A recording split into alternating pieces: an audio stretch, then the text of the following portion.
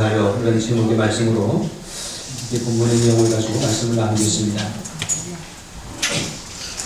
본문의 말씀을 나누기 전에 먼저 오늘은 성령 강림 주일이기 때문에 성령 강림 주일에 나눈 말씀으로 여기까지 우리가 함께 나누려고 합니다. 오늘은 성령 강림 주일인데요.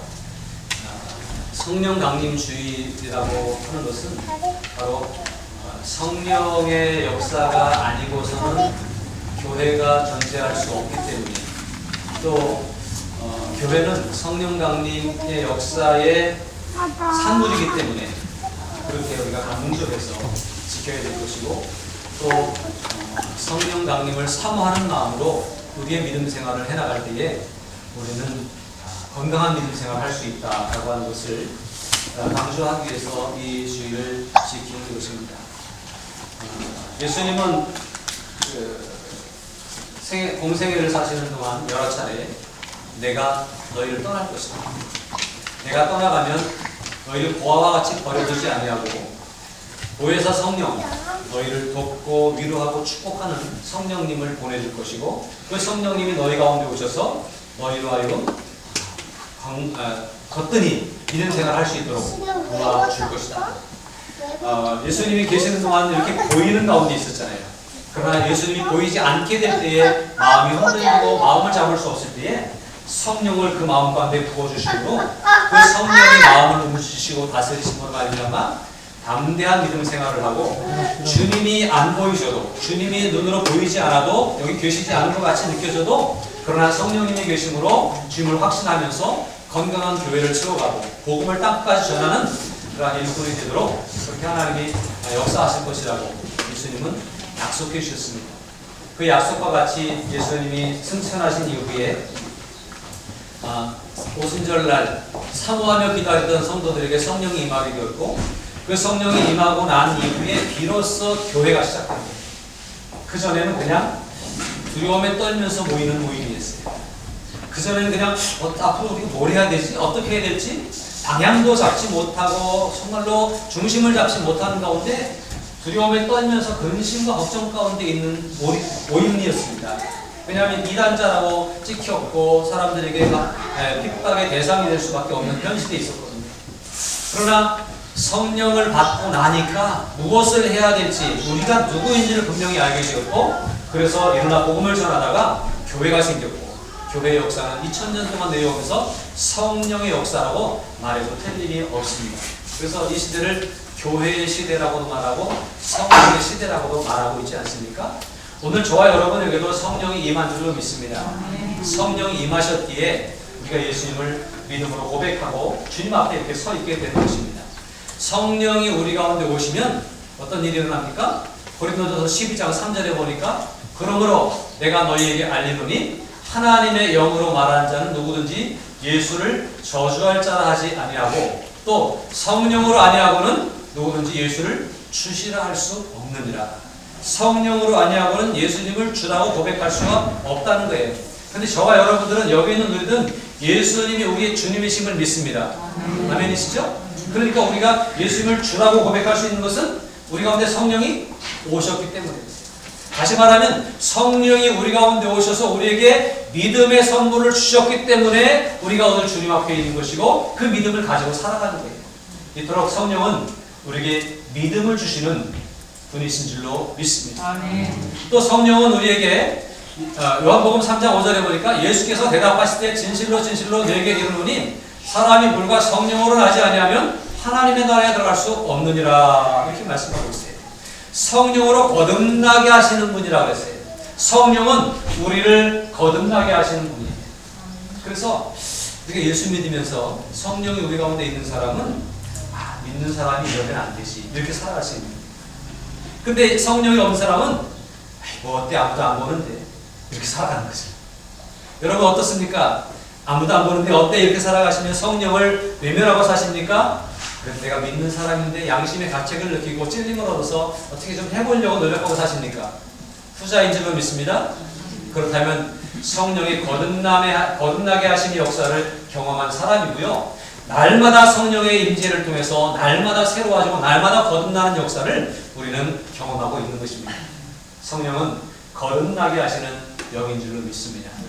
또 사도행전 1장 8절에 보니까 오직 성령이 너희에게 임하시면 너희가 권능을 받고 예루살렘과 온 유대와 사마리아와 땅끝까지 이르러 내 증인이 되리라 하시니라. 이렇게 말씀하고 있습니다. 성령은 우리에게 권능을 주시는 분이에요. 두려움에 떨고 있던 제자들에게 힘을 줘서 문을 박차고 나갈 수 있게 하셨습니다. 말도 못하던 제자들에게 권능을 주셔서 복음을 전할 수 있게 하셨습니다. 사람들에게 가까이 나가는 것이 두려웠던 제자들에게 성령의 임하심으로 나가서 손을 얹어 기도하게 하셨고 하나님의 능력을 행하게 하셨습니다. 성령은 능력으로 찾아오시고 능력을 행하게 하시는 분인 줄로 믿습니다. 우리 안에 성령이 충만하게 임하게 되면 우리 안에 놀라운 능력이 일어나게 될 것입니다. 모든 것을 이기는 능력, 두려워하지 않는 능력, 질병을 치유하는 능력, 모든 것을 해결하는 능력이 우리 안에 오게 된다고 하는 사실입니다. 그러므로 성령은 우리에게 권능을 주시는 분입니다. 우리가 사모하며 그 권능을 주시는 성령님을 기대할 때 그 성령이 우리 가운데 오심으로 많은 능력을 경험하게 하실 줄로 믿습니다. 또 고린도후서 3장 17절에 보니까 주는 영이시니 주의 영이 계신 곳에는 자유가 있느니라. 성령은 우리에게 자유를 주시는 분입니다. 성령은 우리에게 죄로부터의 자유를 선물로 주십니다. 성령은 우리에게 환경과 어떤 억압된 상황으로부터 자유를 주십니다. 그러니까 성령 충만한 사람은 어떤 사탄의 정죄를 두려워하지 않습니다. 물론 우리가 죄인이죠. 그러나 주님이 우리 가운데 믿음을 주셨기 때문에 십자가의 은혜를 기억하면서 담대함으로 십자가 앞에 나가서 고백하고 자유를 누릴 수 있는 거예요. 환경과 여건에 의해서 발목 잡혀있던 우리들의 삶이 아니라 성령 충만하면 그것을 뚫고 나갈 수 있는 믿음의 능력을 경험하게 됩니다. 어떠한 것들도 우리를 얽어맬 수 없습니다. 성령이 우리 가운데 계시면 모든 것으로부터 자유함을 누릴 수 있어요. 가난으로부터 자유해질 수 있습니다. 어떤 사람들의 구속과 결박으로부터 자유해질 수 있습니다.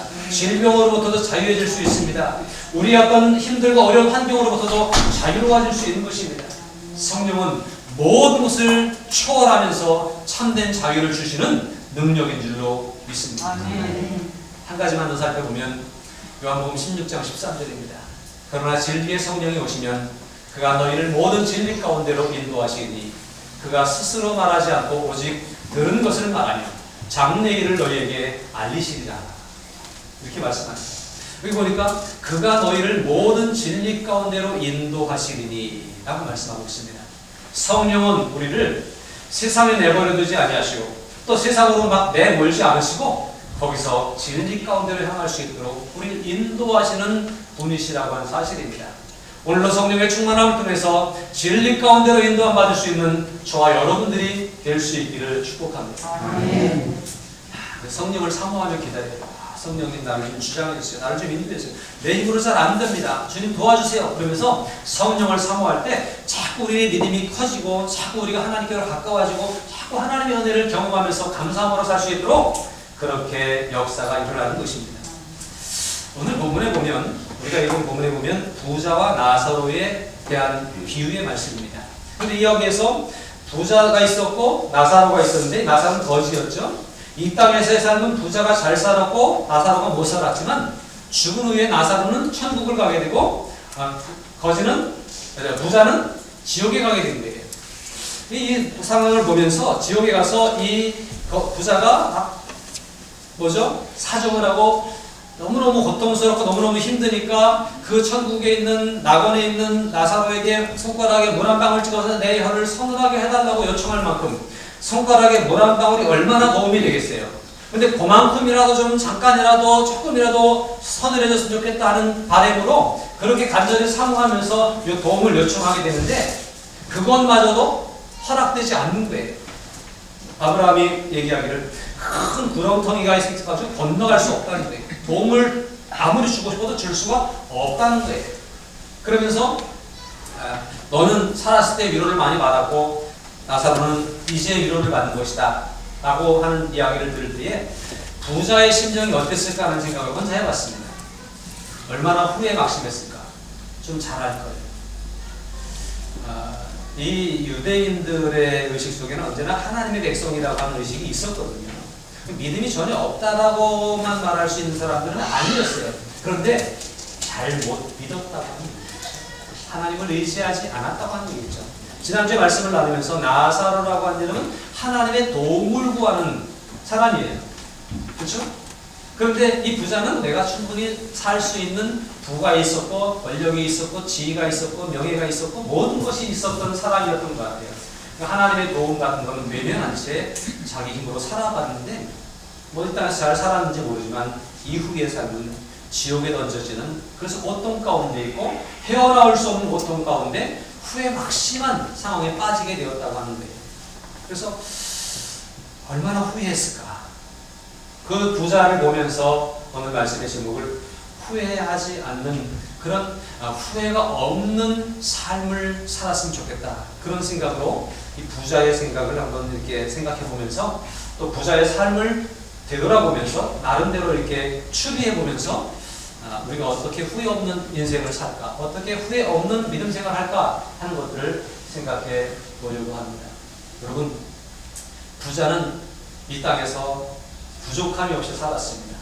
재력이 있었습니다. 재력에 덧붙여서 명예가 있었을 것이고 사람들의 관심을 얻게 되었을 것이고 이름을 낼 수 있었고 나름대로 좀 권력도 소유하고 있었는지 모르겠습니다.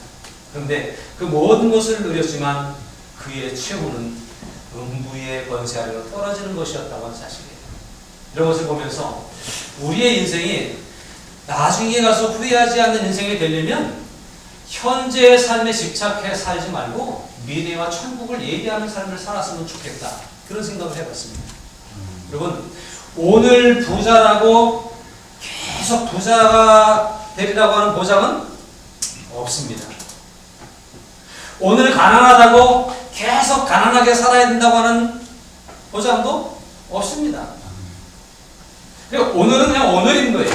내일 어떤 일이 벌어질지 모르고 미래에 또 저 죽어서 어떤 일을 경험할지는 알 수 없습니다. 근데 오늘 만족하라고 여기 안주한 것, 이거 대단한 실수이고 이거 후회할 일이라고 하는 사실이에요. 오늘의 삶이 어떠십니까? 평안하십니까? 사실 저는 살아오면서 너무너무 편안한 생활을 계속했기 때문에 저는 그걸 그렇게 고백을 해요, 스스로. 제가 어릴 때 주일학교에 꼬마 때부터 다니면서 그때는 찬송가도 많지 않았고 그랬기 때문에 그냥 성경을 이렇게 해가지고 찬송을 하는데, 하나님은 나의 목자시니 내가 부족함이 없으리로다. 하나님은 나의 목자시니 내가 부족함이 없으리로다. 옛날에 주일학교 다니는 분들은 아마 다 알 거예요. 그냥 그걸 부르면서 그 말씀을 그냥 외우면서 살았던 거죠. 근데 제가 지금 이렇게 쭉 살아보니까 되돌아보니까 그 말씀대로 저의 삶에 부족함이 없었던 것 같아요. 그래서 저는 참 편안하다, 행복하다 이렇게 살아가고 있는데, 매 순간순간을 살아가면서 이제까지 살아오면서, 그런데 이 편안하다, 행복하다고 하고 이게 다라고 생각하면 나중에 또 어떻게 될지 모른다고 하는 거예요. 그러니까 하나님의 은혜 안에 평안을 누리지만, 그러나 그럼에도 불구하고 끊임없이 경각심을 잃지 않고 끊임없이 믿음으로 정진하며 주님께 가까워질 수 있는 노력을 하지 않으면 앞으로 어떤 일이 닥쳐올지 모르기 때문에 미래를 준비하고 내세를 준비할 수 있는 믿음을 계속 가지고 있어야 된다고 합니다. 부자는 너무나 행복했을 겁니다. 부족한 게 뭐가 있어요. 그런데 그것이 지속될 줄 알았는데 지속되지 않는 거예요. 죽으니까 끝난 거예요. 그리고 죽고 나니까 영원한 지옥의 형벌을 당하게 되는 거예요. 왜 미처 이걸 생각하지 못했을까? 앞에서 말씀하는 바와 같이 성령의 인도하심을 따라서, 성령의 모든 진리 가운데로 인도하심을 따라서 이 부자가 믿음을 세웠고 믿음 중심으로 살려고 했다고 한다면 지옥에까지 오지 않았을 텐데 하는 그런 아쉬움을 갖는 거죠. 그래서 현재의 삶에 안주하고 현재의 삶에 집착하는 것이 아니라 미래를 생각하고 천국을 내다볼 수 있는 예비하는 믿음, 그것을 우리가 가져야 되겠다라고 하는 생각을 합니다. 요한복음 5장 28절 29절에 보니까 이를 놀랍게 여기지 말라. 무덤 속에 있는 자가 다 그의 음성을 들을 때가 오나니 선한 일을 행한 자는 생명의 부활로 악한 일을 행한 자는 심판의 부활로 나오리라. 모두가 죽습니다. 모두가 심판대 앞에 설 것입니다. 그러나 선한 일을 행한 자는, 믿음이 있는 자는 생명의 부활로 설 것이고, 믿음이 없는 자는, 믿음이 약한 자는, 믿음을 소홀히 여긴 자는 심판의 부활로 나아가게 될 것입니다. 다시 말하면 천국 가는 사람과 지옥 가는 사람으로 구분될 것이라고 하는 사실입니다. 천국을 믿으십니까? 아멘. 지옥을 믿으십니까? 네. 지옥도 믿으시기 바랍니다. 내가 안 갈 곳이지만 지옥이 있다는 사실을 믿으시기 바랍니다. 거기 가지 않도록 힘쓰고 노력해야 되는 것이에요. 마가복음 8장 36절에 보니까 사람이 만일 온 천하를 얻고도 자기 목숨을 잃으면 무엇이 유익하리요? 이 말씀 앞에 어리석은 부자의 비유가 쫄게 된 거예요. 어떤 부자가 소출이 많으니까 창고를 크게 짓고 내가 날마다 먹고 즐기며 살아야 되겠다, 그렇게 말할 때에 하늘의 음성이 들리기를, 어리석은 자야, 오늘 밤에 내 영혼을 내가 불러가면 이 많은 것들이, 너를 위해 쌓아놓은 것들이 누구의 것이 되겠느냐? 라고 말씀하시는 그 비유의 말씀을 들려주시는 거예요. 그리고 아무리 많은 것을 가졌어도 자기 목숨, 영혼을 영원히 지키지 못하면 아무 유익이 없다라고 그렇게 말씀하고 있습니다. 그러므로 오늘에 집착하지 말고, 현재에 누리는 것에 집착하지 말고, 미래를 위해서, 천국을 위해서 예비할 수 있는 그러한 우리의 삶이 될 수 있길 바랍니다. 한번 해보실까요? 현재의 삶에 집착하지 말고, 미래와 천국을 예비하라. 이런 우리의 삶이 될 수 있길 바랍니다. 성령께서 우리에게 이런 걸 알려주실 때에 잘 듣고 인도함을 받아서 이렇게 우리의 삶을 살아갈 수 있어야 되겠습니다.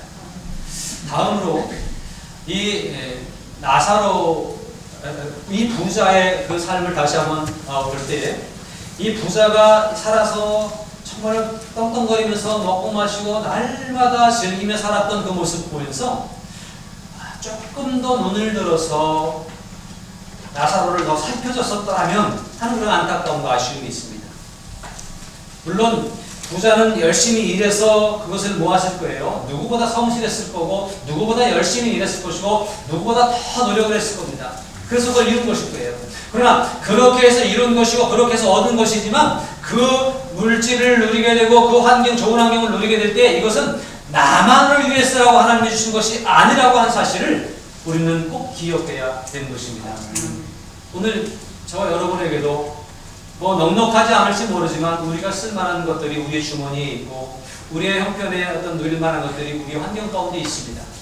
근데 이것이 꼭 나만을 위해서 주신 것이고 꼭 나만을 위해서 해야 되는 것일까요? 아니면 하나님이 이것을 통해서 선하게 쓰도록 하시기 위해서 주신 것일까요?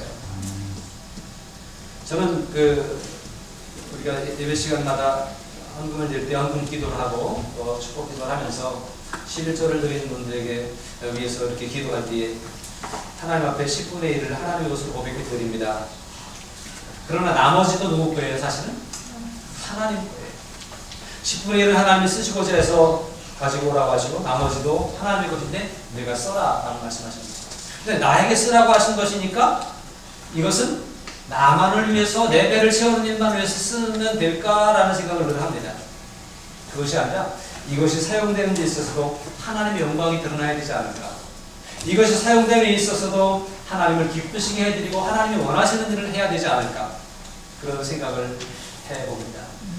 여러분, 이 부자는 자신만을 위해 살았던 거예요. 사실은 그 대문 앞에 거지가 그렇게 불쌍하게 살아가는데 조금 더 신경 쓰고 해줄 수 있는 넉넉한 여유가 있었음에도 불구하고 미처 챙겨주지 못했던 이것이 후회되는 일이에요. 말하자면 그때 나사로를 챙겨줬으면 지금 여기 와서도 낙원에 와서 나사로에게 내가 도움받을 수 있는 길이 혹시 있지 않을까? 물론 천국과 지옥으로 구분됐다고 한다면 도움받을 수 없겠지만 그때 좀 더 신경 쓰고 그때 더 주님의 뜻대로 행했더라고 한다면 여기서 나사로와 좀 좋은 관계를 유지할 수 있지 않았을까? 이런 생각을 우리가 해보자고 합니다. 그래서 자신만을 위해 살지 말고 하나님을 생각하고 이웃을 바라보며 살아갈 수 있는 우리의 삶이 되어야 됩니다. 우리 기독교 신앙은요, 사실은 천국 가기 위한 신앙입니다. 구원받기 위한 신앙입니다. 그러나 구원받기 위한 신앙이지만 구원받은 사람으로서 세상에 대한 믿음의 사람의 책임과 의무가 있는 거예요. 그것이 뭐 명문화되지는 않았어요. 어디서 어디까지 해야 되는 그런 건 없어요. 그러나 책임감을 가지고 내가 세상을 위해서 뭔가를 해야 되지 않을까? 하나님이 기뻐하시는 선한 행실이 좀 있어야 되지 않을까? 이런 생각을 가지고 우리가 세상을 살아가야 하는 것입니다. 주님은 우리에게 말씀합니다. 자기를 위하여 재물을 쌓아두고 하나님께 대하여 부여하지 못한 자가 이와 같으니라. 그렇게 말씀하고 있습니다. 자기를 위하여 재물을 쌓아두고 하나님께 대하여 부여하지 못한 자가 어떻게 된다는 거예요? 잃어버리게 됩니다. 사랑하는 여러분, 나를 위해서만 쌓아두고 나를 위해서만 채우는 삶이 아니라 하나님께 대하여도 부여할 수 있길 바랍니다. 이웃에 대하여도 좀 더 너그럽고 풍성할 수 있길 바랍니다. 의식 기모한테는 좀 아껴 쓰고 누군가 대접할 때 좀 풍성하게 쓸 수 있는 그러한 여유가 우리의 삶 가운데 있다고 한다면 그것은 그 당장에 주는 것으로 끝나는 게 아니라 그 사람에게서 칭찬을 받을 것이고 하나님에게로부터 인정을 받을 것이고 그것이 바로 복받는 비결이다라고 하는 사실입니다. 마태복음 19장 21절에 예수께서 이르시되 내가 온전하고자 할진대 가서 내 소유를 팔아 가난한 자들에게 주라. 그리하면 하늘에서 보화가 내게 있으리라. 그리고 와서 나를 따르라 하시니 한 부자 청년이 어떻게 하면 영생을 얻으리까? 라고 질문을 합니다. 그래서 계명이 있지 않냐? 계명은 다 지켰는데요. 그랬더니 네가 가지고 있는 것 팔아서 가난한 자들에게 나누어주고 나를 따라오라고 말씀하십니다. 그런데 이 부자 청년이 어떻게 했죠? 재물이 많기 때문에 근심하며 예수님을 떠나가는 모습을 그리고 있습니다. 여러분, 우리에게 재물을 많이 주신 것은, 우리에게 좀 여유가 있게 하신 것은 하나님을 위해 쓰게 하시기 위해서, 이웃을 위해 쓰게 하시기 위해서 우리에게 그것들을 주셨다라고 믿고 그렇게 사용할 수 있기를 바랍니다. 물론 내 노후도 준비해야 되겠죠. 물론 내 자녀들에게도 뭔가 좀 주고 싶은 마음이 있겠죠. 그러나 오늘 당장에 내가 돌아봐야 될 이들이 있고 오늘 당장에 내가 하나님 앞에 쓰임받아야 될 분명한 이유들이 있다고 하는 사실들을 기억하면서 나만을 위해 사는 것이 아니라 하나님을 생각하고 이웃을 생각할 수 있는 그런 믿음이 우리 안에 있기를 바랍니다. 자신만을 위해 살지 말고 하나님과 이웃을 바라보는 믿음으로 살아갈 수 있기를 주님의 이름으로 축복합니다. 여기에 한 가지 더 생각하겠습니다.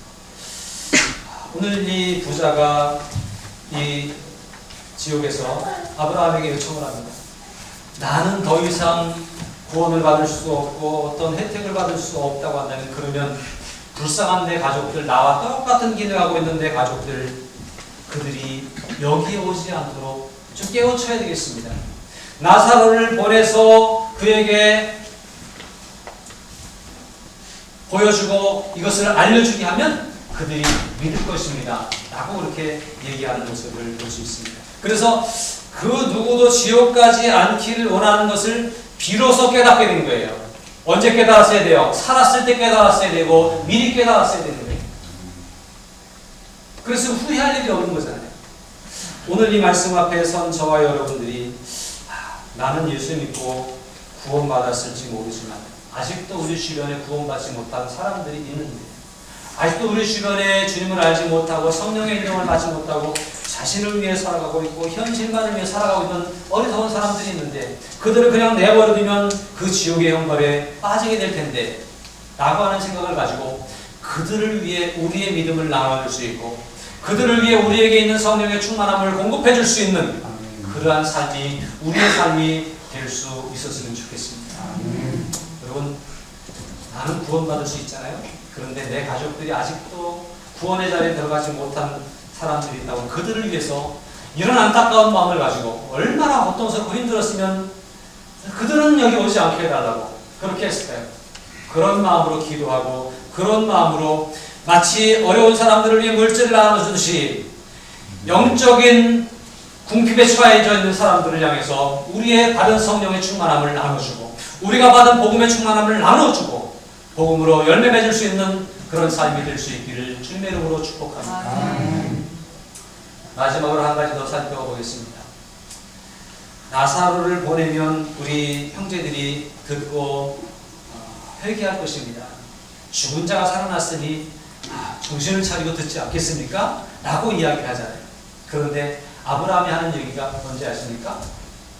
이미 그들에게는 모세의 계명이 있고 선지자들의 외침이 있는데 그것을 듣지 않으면 죽은 자가 살아나서 간다 할지라도 그들은 안 들을 것이다.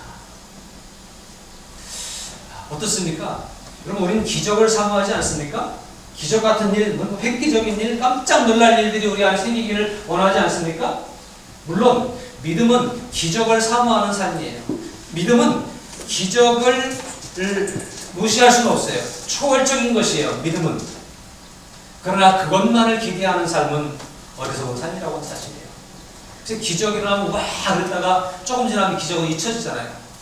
이스라엘 백성들이 애굽에서 나와서 홍해를 건넜거든요. 이게 그냥 일어날 수 있는 일이 아니거든요. 근데 조금 가니까 하나님을 또 잊어버려요. 목마르다 반석이 쫙 쪼개지고 물이 쏟아지는 것을 경험했거든요. 그런데 또 하나님을 잊어버려요. 기적은 그때뿐이에요. 중요한 것은 하나님이 지키도록 주신 말씀, 그것이 그들에게 계속 있잖아요.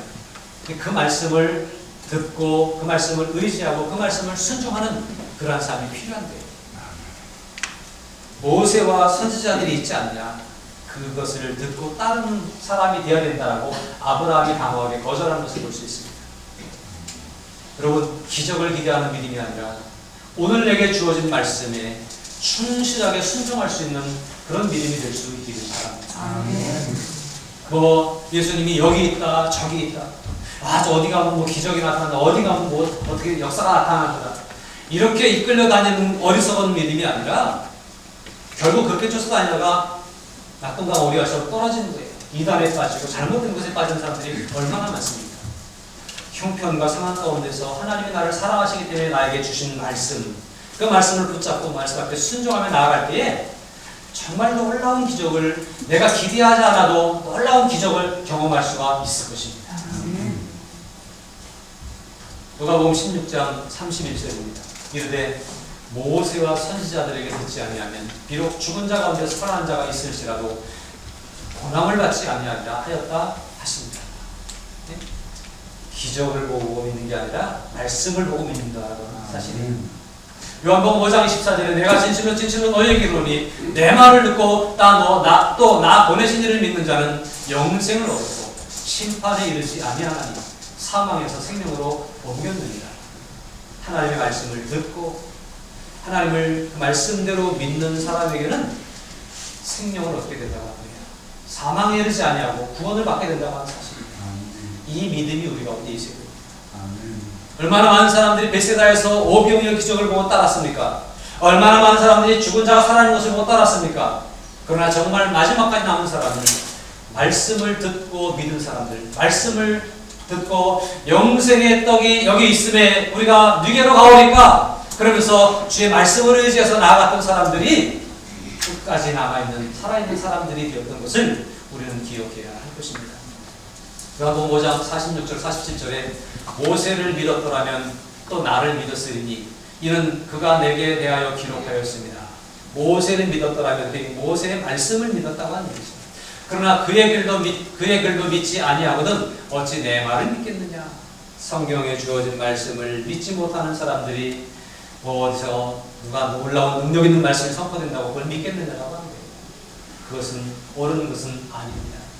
사랑하는 여러분, 오늘 우리가 어떤 놀라운 일, 획기적인 일, 기적 같은 일만을 사모하는 것이 아니라 오늘 우리에게 주어진 말씀이 그대로 믿어지고 그 말씀대로 순종하고 따라나갈 때 하나님 앞에 우리는 구원을 경험할 수 있을 것이고 하나님의 역사를 보게 될 것이고 후회 없는 삶을 살아갈 수가 있게 될 것입니다.